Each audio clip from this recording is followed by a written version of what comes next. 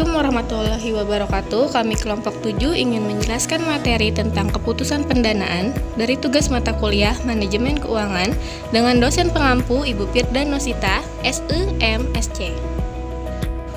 Kami kelompok 7 beranggotakan Siti Rahma, Siti Hidayah, Elvina Apsarini, Nyimas Obita Walaita, Eka Pratiwi, Husnatul Milda, Dinda Nur Imana. Baiklah, langsung saja kita simak videonya. Nama saya Siti Rahma dari jurusan manajemen. Saya ingin menjelaskan tentang biaya modal. Biaya modal atau cost of capital adalah biaya real yang harus dikeluarkan oleh perusahaan untuk memperoleh dana baik yang berasal dari hutang, saham preferen, saham biasa, dan laba ditahan untuk mendanai suatu investasi atau operasi perusahaan. 2. Cost of retained earning, biaya modal yang terjadi jika laba ditahan LD digunakan untuk reinvestasi di perusahaan yang bersangkutan. Biaya tersebut sebesar tingkat keuangan investasi, rate of return, yang diisyaratkan diterima oleh para investor. Jika LD diinvestasikan pada perusahaan lain, akan memperoleh keuntungan yang besarnya sama dengan keuntungan jika perusahaan reinvestasi sendiri LD tersebut. Nama saya Siti Hidayah dari jurusan manajemen. Ingin menjelaskan tentang biaya modal ekuitas atau yang biasa disebut dengan cost of equity.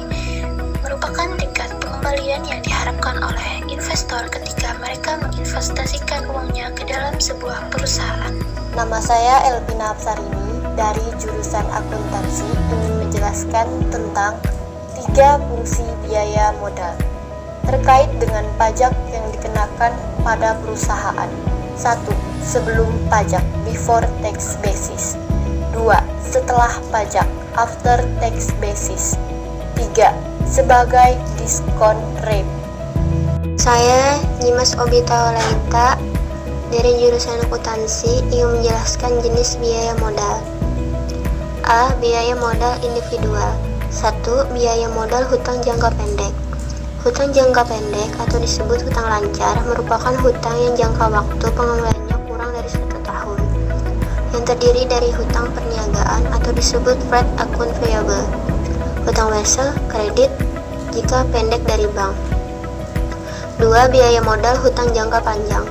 Biaya penggunaan hutang jangka panjang atau disebut cost of debt yang biasanya berasal dari obligasi atau disebut cost of bond. 3. Biaya modal saham preferen atau disebut cost of preferred stock atau KP. Biaya real yang harus dibayar jika perusahaan menggunakan dana dengan menjual saham preferred. 4. Biaya modal saham biasa dan laba ditahan atau biaya modal sendiri atau disebut ekuitas. Biaya yang dikeluarkan perusahaan yang memperoleh dana dengan menjual saham biasa atau menggunakan laba ditahan untuk investasi. Saya Eka Pratiwi dari jurusan manajemen. Saya ingin menjelaskan tentang struktur modal optimal. Struktur modal optimal adalah memberikan keseimbangan antara resiko dan pengembalian sehingga harga saham bisa maksimum.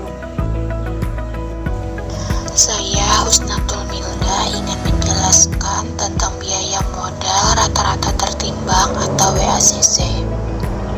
WACC merupakan biaya modal suatu perusahaan yang terdiri dari saham, penggunaan hutang, dan laba ditahan.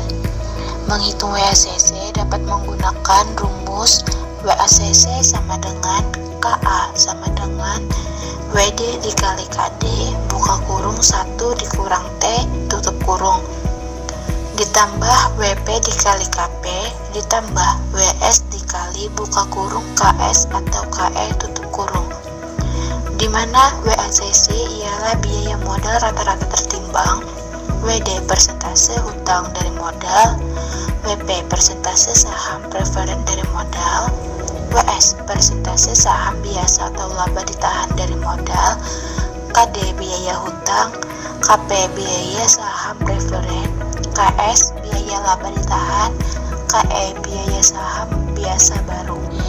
T. Pajak pajak atau dalam persentase. Nama saya Dinda Nur Imana akan menjelaskan tentang karakteristik risiko proyek dan pendanaannya.